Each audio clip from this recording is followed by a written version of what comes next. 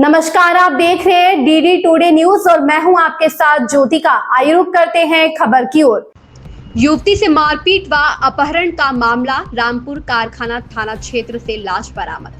कुशीनगर जनपद के हाटा कोतवाली क्षेत्र के पिपरा कपूर गांव की एक दिल दहला देने वाली घटना ने पूरे क्षेत्र में सनसनी फैला दी है। जानकारी के अनुसार गांव की एक युवती अपने दादा दादी को खेत में पानी देने गई थी। उसी दौरान पहले से घात लगाए एक युवक जो कि सैफ ने युवती पर हमला कर दिया। उसने बाल पकड़कर युवती को घसीटा और उसके साथ जमकर मारपीट की। घटना से सहमी युवती किसी तरह घर पहुंची और परिजनों को आप बीती सुनाई। लोक लाज और डर के कारण परिजन पहले चुप रहे, लेकिन घटना को गंभीरता से लेते हुए आखिरकार 11 जुलाई को पीड़िता के परिजनों ने पुलिस को पूरे मामले से अवगत कराया। शिकायत के आधार पर हाटा कोतवाली पुलिस ने सैफ के खिलाफ मुकदमा दर्ज किया और जांच शुरू की। इसी बीच कल देर शाम एक बड़ी सफलता हाथ लगी जब युवती को कारखाना रामपुर थाना क्षेत्र के रामपुर चंद्रभान पंचायत भवन के सामने हाटा रजवाहा नहर में लाश बरामद कर लिया गया। युवती के मिलने की खबर मिलते ही परिजन भावुक हो उठे और रो रो कर उनका बुरा हाल हो गया। घटना की जानकारी मिलते ही हाटा विधायक मोहन वर्मा और युवा नेता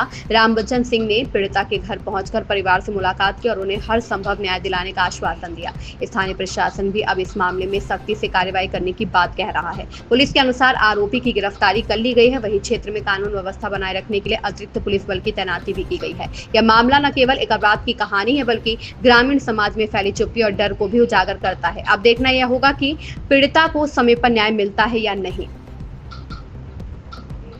कुशीनगर से विजय कुमार की रिपोर्ट।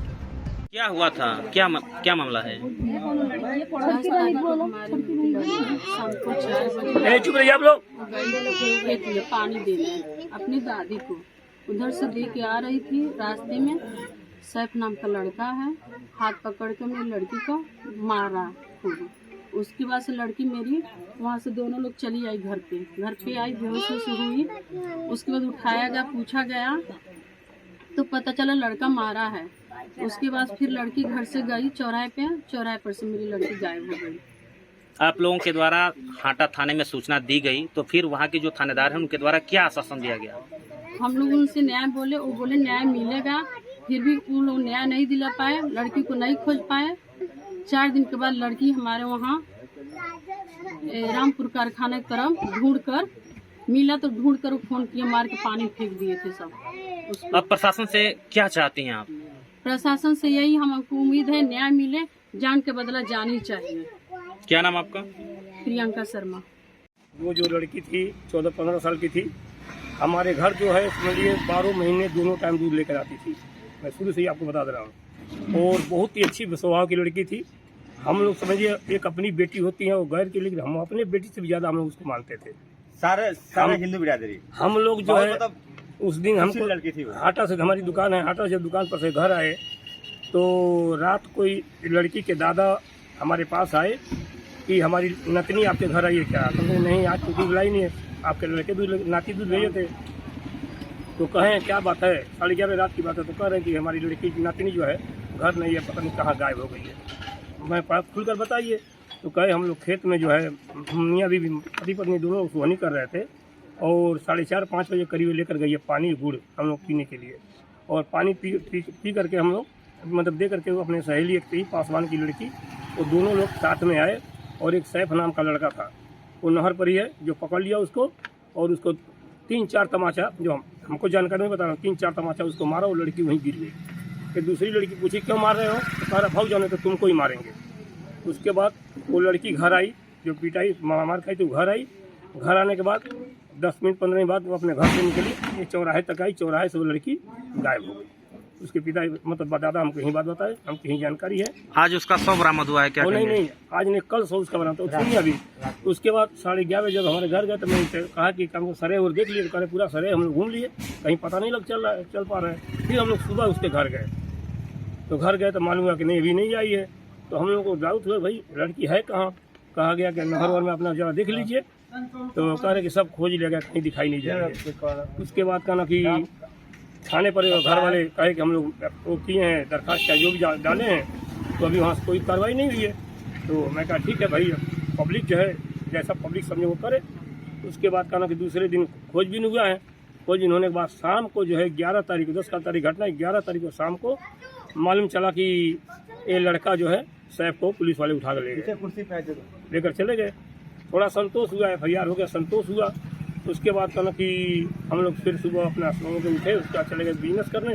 बिजनेस से शाम को आए 7 बजे कर, तो मुझे मालूम चला कि उस लड़की का जो है मर्डर हो गया है।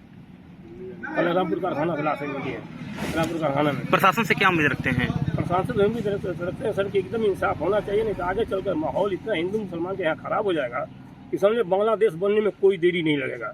अभी जो युवक है उसका कुछ वीडियो क्लिप भी वायरल हो रहा है, किस तरह का वीडियो क्लिप है? हम तो सर हम तो देखे मोबाइल में कल की 1-2 लड़के दिखाए हैं कि वो कल के हथियार लेकर इस पर घुमाते दिखाए। क्या नाम आपका? गोरखनाथ बरनवाल।